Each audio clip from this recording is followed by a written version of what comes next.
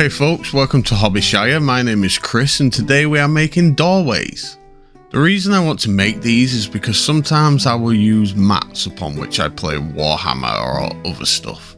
I have multiple biomes on these mats, such as it could be grassy fields and it transitions into a cave leading through some tunnels into a dungeon. Doing that is fine, but the mats are flat with the caves just painted or printed on, etc. And I wanted something I could use to signify an entrance. I didn't want to have to build an entire building when I could just use a doorway to sit between a grass mat and a stone mat to signify that transition from outside to inside and stuff like that. It's simple, easy and effective for when I don't feel like littering my entire battle map with dozens upon dozens of buildings, such as when I want to do an adventure in a city. I can just use these doorways and keep the map wide open and clear of any obstruction that would make it tricky to move miniatures around without knocking everything over. I'm going to make a bunch of them and mix up the style. I want some cave entrances, some actual door frames, some wooden cabin-like ones, and these are all relatively simple, so I want to see what I can come up with too if I level up the project by making a bigger, fancier doorway as well. So without further ado, let's make a cup of tea and get started.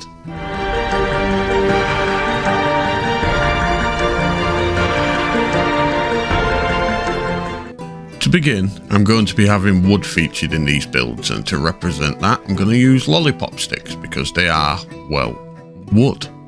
These are really cheap. I get a packet of them from Hobbycraft for like £1 or something like that. I start by measuring out some pieces. I make some 2-inch pieces and some 3-inch pieces, but it's entirely up to you how big or small you make them. The great thing about this is that they are glorified placeholders just to show players where the entrances are, so scale is pretty much irrelevant. I'm going to make some big and some small just to mix it up. Once I have them all measured out to my liking, I use pliers to cut them. You could use tape to tape all the sticks together and then use a saw to cut through them. I just found it easier to use some clippers in this instance, but whenever I next have to do this and cut up a bunch of lollipop sticks in a future video, I will show you the other way with tape and a saw blade. I got my hot glue gun out and started warming it up to be ready, but first I needed to texture the wood. Yes, lollipop sticks are made of wood, so it has a natural texture, but they are very smooth and sanded. It's not the look I'm going for. First, I tried to texture them using a wire brush because it works great on foam and even balsa wood, but the lolly sticks were a bit too tough. So I switched to just using the edge of my utility knife. I'm not slicing into the wood, that creates a look I didn't like. Instead, I'm dragging the blade sideways along the wood so that it makes a messy but natural looking grain on the surface. It's actually my very first time doing it this way and I was pleased with how it turned out, but I did underestimate how messy it was, and I ended up with bits of wood and sawdust all over my pants, my desk, my t-shirt. It got everywhere, so keep that in mind when you do this stage. I also wanted to make the edges of these planks look worn and old, so I sliced away bits randomly. Here you can see how much more textured it is when using the knife compared to the wire brush. The first two doors I wanted to make were simple wooden frame doors, so now it was just a case of gluing it together. I used the hot glue gun like I said. I don't usually like using the hot glue gun because I get exasperated with all the stringy mess that comes along with it. But nothing sticks together quite as quick and easy as hot glue, and I really didn't want to have to keep waiting ages for glue like PVA or wood glue to dry, so I just used the hot glue and I'll deal with the stringy mess later. Most of it I'll just pull away. The bits that I forget or miss that harden and get stuck to the build, I'll just cover them up at the end with some of the greenery that I'm planning to put on this. I wanted to add a little bit more detail to the build, so before I put these ones aside and considered them done, the first thing I did was glue them down to some chipboard so that they were on a stand and didn't fall over. And then I textured some more lollipop sticks. I sliced one of them in half to make a bit of a thinner piece, and then I just glued these pieces of wood down straight across the doorway to make it look boarded up and derelict and abandoned. I thought it added a nice touch rather than just leaving it as a hollow, empty rectangle, and I really like how they're looking right now. Putting the wooden ones aside, I worked on the cave entrances next. I drew a rough shape onto the foam, one big, one small, just like the wooden ones. I used some rocks to texture the surface. Then I cut it out using my Proxon. If you don't have a Proxon, you can just use a utility knife. Instead of a chipboard base like the other two, I decided to give these ones a foam base using scraps I had left from cutting them out. I made sure to get all edges jagged and as natural looking as possible rather than unrealistically smooth and sharp edged. To spice it up, I added some more wood onto these as well. I thought it made the smaller one look like some kind of mineshaft entrance, which I really liked. And the bigger one originally was meant to be wood as well, but as I bent it into shape and glued it in, I decided that I'll probably make those ones metal. Once I had everything glued into place, which up to now had still been with the hot glue gun, I decided that I wanted to make the mineshaft one look a little bit more sinister. So I took some cocktail sticks and I used them to make holes inside the arch of the entrance, and then I cut the cocktail sticks into random sizes and used tacky glue to stick them into the holes, resembling metal spikes that I will later make look rusty and add some blood effect. I now had 4 doorways ready to go. That little piece of wood you see in front of the mineshaft entrance is going to be a keep out sign that I'll eventually hang above the door. But before that, onto the brick doorways. For the small version, I already had some bricks left over from my ruined temple build that were ready and textured, so I set to work building the sides of the doorway. At first I was just going to build an even rectangular kind of pillar, but as I put it together I decided that I liked this sticky out, in out, shake it all about kind of look. I made 2 of these, one for either side of the doorway, and I stuck them together using tacky glue. Then I put them aside to dry because they were slipping and sliding all over the place and very annoying. It reinforced to me why using hot glue is sometimes the better option. In the meantime, I worked on a door to go inside the doorway of this one. I didn't want a solid door, so I settled on a barred prison cell kind of door. I used coffee stirrers as the cross frame and then glued some cocktail sticks on them to represent the bars. To stop it all from sliding all over the place, I hot glued the first coffee stirrer to the mat to hold it temporarily in place, and then I continued to use the hot glue to put it all together, as you can see here in the video. Once the door was finished, I glued some more wood inside the doorway walls, then started to put it all together using even more wood across the top to hold it all together. Then I worked on the top itself using more bricks, which was just a case of playing around until I had something that I liked. When it was done, I felt like something was missing, so I grabbed a Skaven head from my spares tub and glued that above the door, as well as the gripper of a teapot that I found, which I used as a door handle. The final door was the big one. Because it was so big I wanted a template, so I drew one on some chipboard and then cut it out. I made sure to keep the part from the doorway because I was going to use that to make doors later.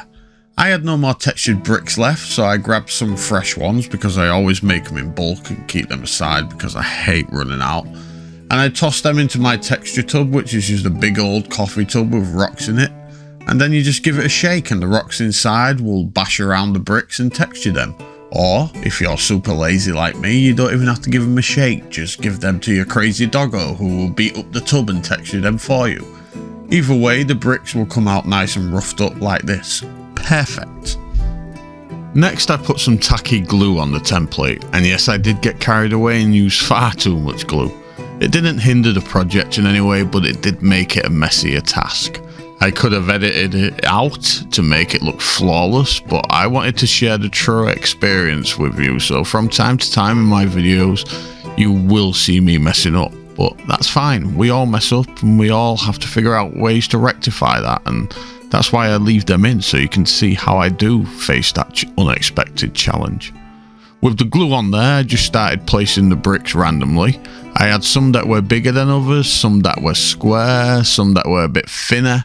I liked this because it varies the depth, and I also made sure to place many of them slightly askew and not perfectly aligned because that adds to the realism in my opinion, and it stops it from taking on an unnatural uniformed look. I placed the bricks on both sides so that the build was nice and thick and it would be sturdy and not too flimsy. Then I set that aside to dry and worked on the doors. Remember earlier I mentioned keeping the bit of chipboard that I had cut out from the middle of the template? Well, I split that into 2 pieces and used them as a template for the doors.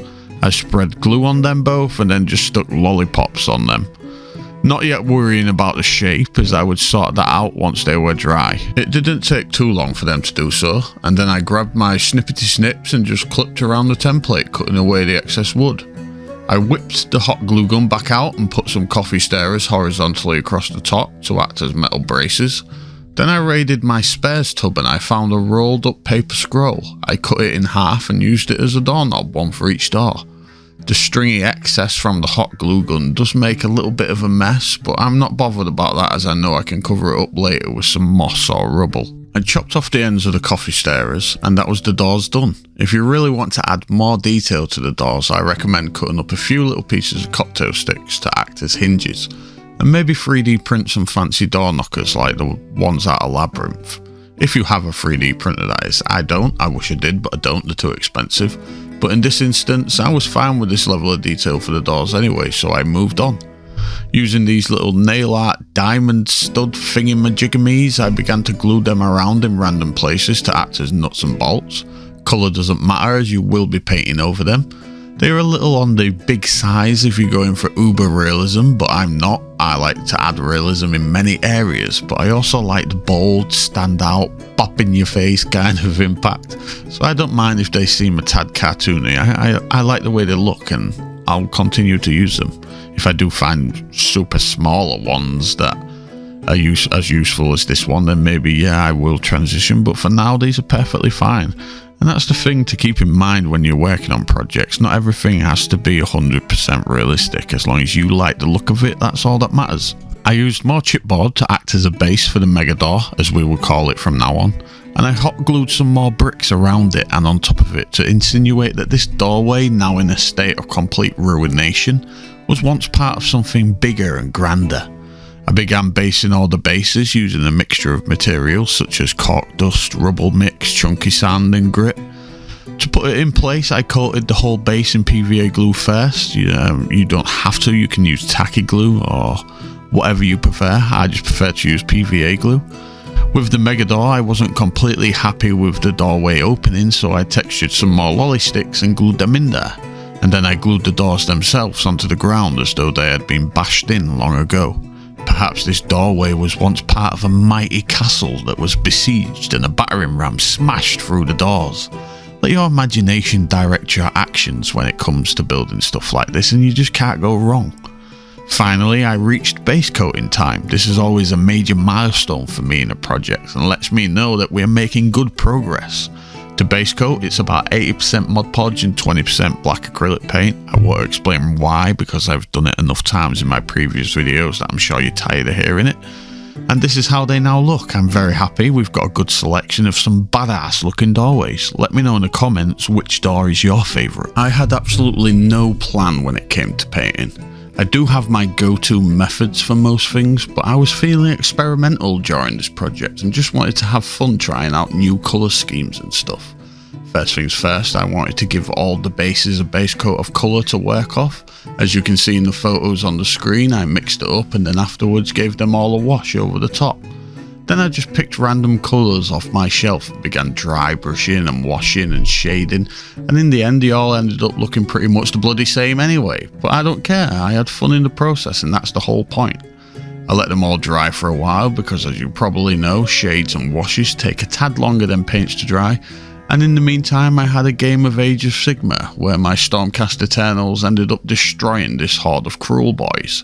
It was the same thing when it came to painting the actual doorways too. I had no particular plan in mind and I didn't want to use my typical go-to method, so I just began experimenting. I won't go into detail as I'll let you decide on what colour scheme you want to do your own stuff in, but I will give you a quick summary as we go through. Both the cave tiles were overbrushed in dark grey and then stippled kind of in a lighter grey. Then they had a black wash and then a final dry brush of very light grey. I think further down the line I do put some camo shade on there too to represent grime and moss and algae build-up. I did use my dry brush palette, which came in handy, very handy. It's so much easier than the tissue. Some people are very vocal against dry brush palettes, claiming that they destroy your brushes, but that's just not true. Of course, if you mishandle your brush with the palette, like scrub really hard, it will. But if you're sensible and you use it how it's meant to be used, you're absolutely fine. I've known people who have used dry brush palettes for years, and I'm talking 30-40 years they've used them and they swear by them. You're absolutely fine, like I say, and generally speaking, those who say they're bad have never even used one. They usually just can't be bothered to make one, so they just put them down and just say they're bad because it's popular to do so. If you want to know how I made mine, check out my channel. There's a video on there that takes you through every step. The small brick doorway had each brick painted a different colour and then a black wash and then a white dry brush. The mega door is where I spent most of my time painting. Those who watched my ruined temple video know that I love this method. I put a bunch of different colours on a palette and mixed them up to get a variety of different tones and shades, usually about 9 or 10 different ones. Then I just go along the bricks, picking out random ones and using each of those different tones so that almost every brick is a little different than the last.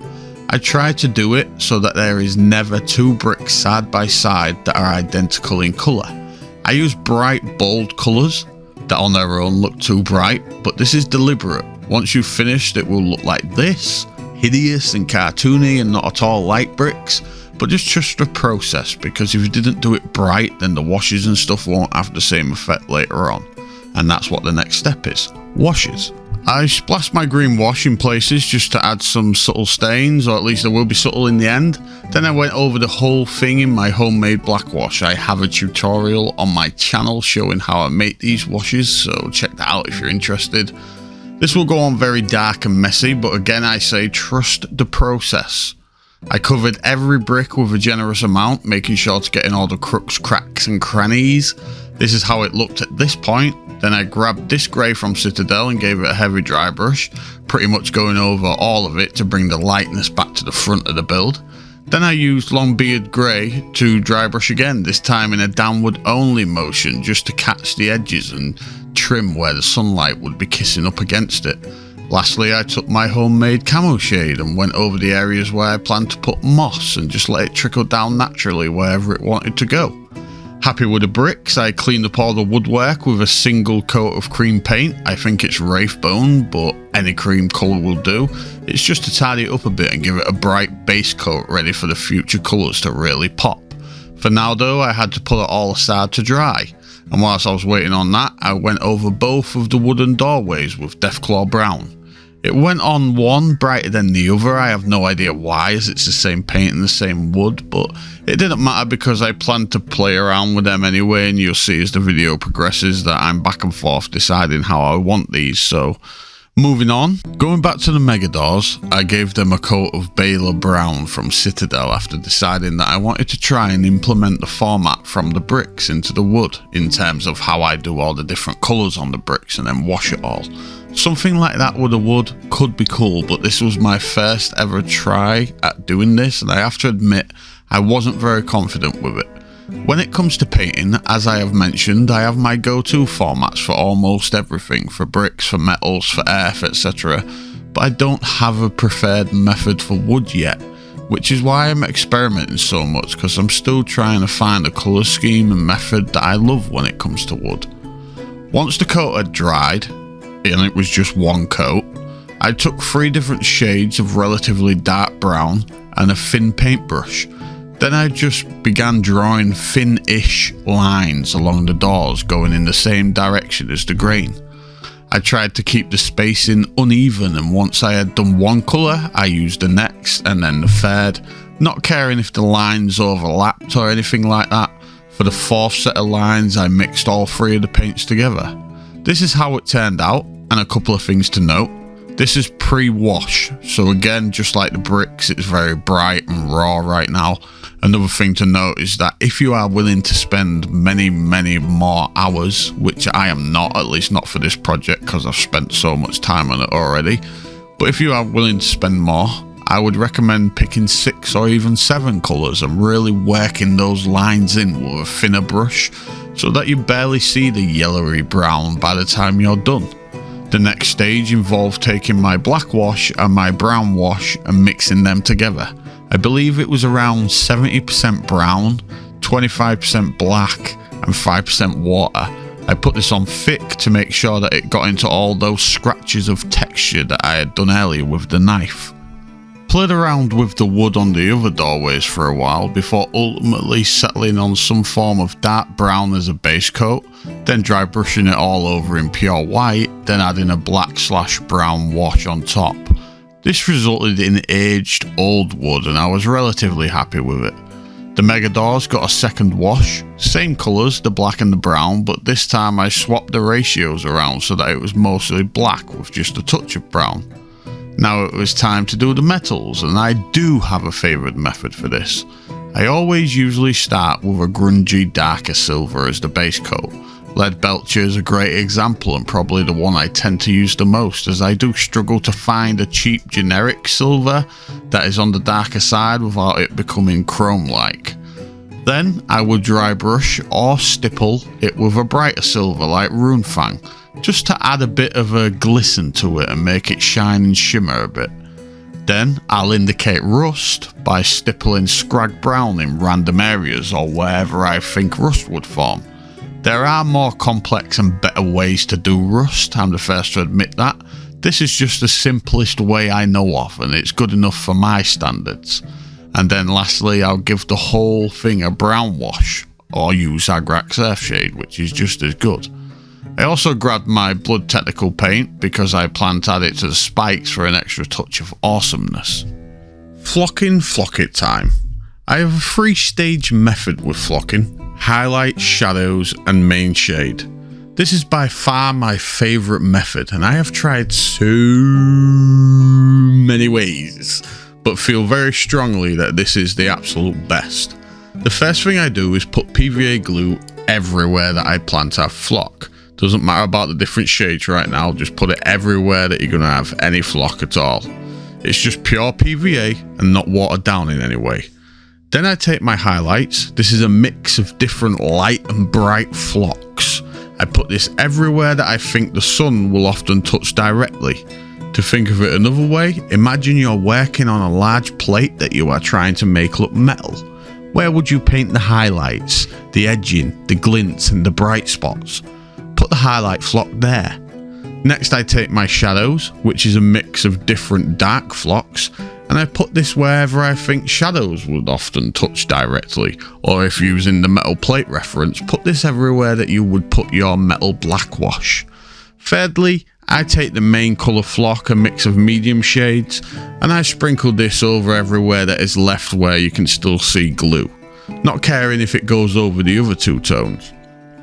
This was all fine flock, and sometimes I would then go over it all again with coarse flock, but because these are just little things, I didn't want to overkill.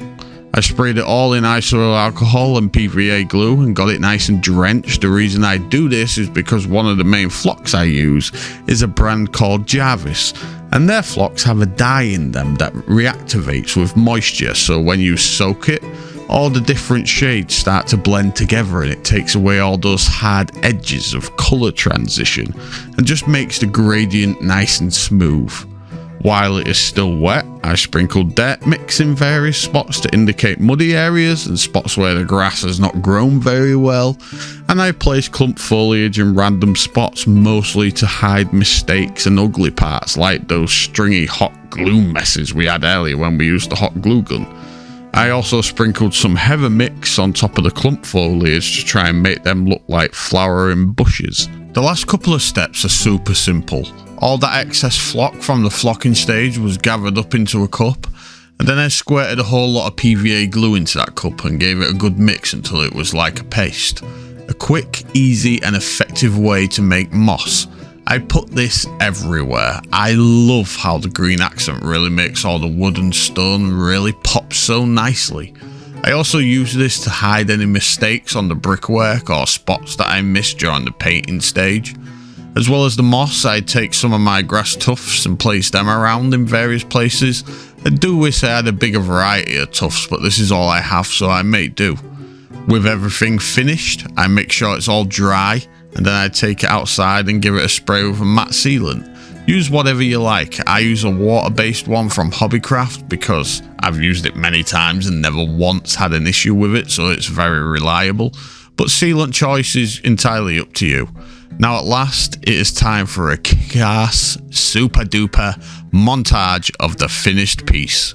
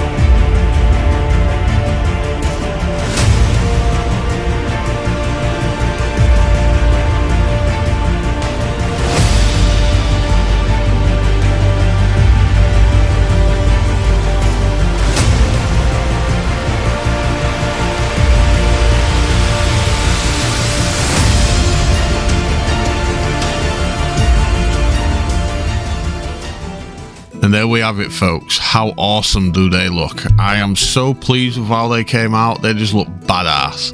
I hope you found this video enjoyable, or at the very least helpful. Just a couple of notes before I leave you. Firstly, I apologise if you've had your comment deleted on one of my videos recently. I noticed I was getting notifications about messages, and then when I would look, they wouldn't be there. At first I thought the poster was just deleting them, but I checked the channel setup and I saw that I had some kind of comment section auto moderation on, so I guess that was randomly deleting messages. But I've turned that off now, so we should be good. YouTube doesn't allow direct messaging, so if you ever want to reach out to me directly, make sure you search for Hobbyshire on Facebook. Find me there and feel free to contact me. That's why I set it up. I don't check it daily because I forget, but I definitely get there in the end. If you want to show me any support, I'd really appreciate you hitting the like button on this video, subscribing and passing me along to your friends. I'm still new to YouTube and would love to grow more. For now, I'm ready for a good old cup of tea, so I'll see you in the next video. Bye for now, toodaloo.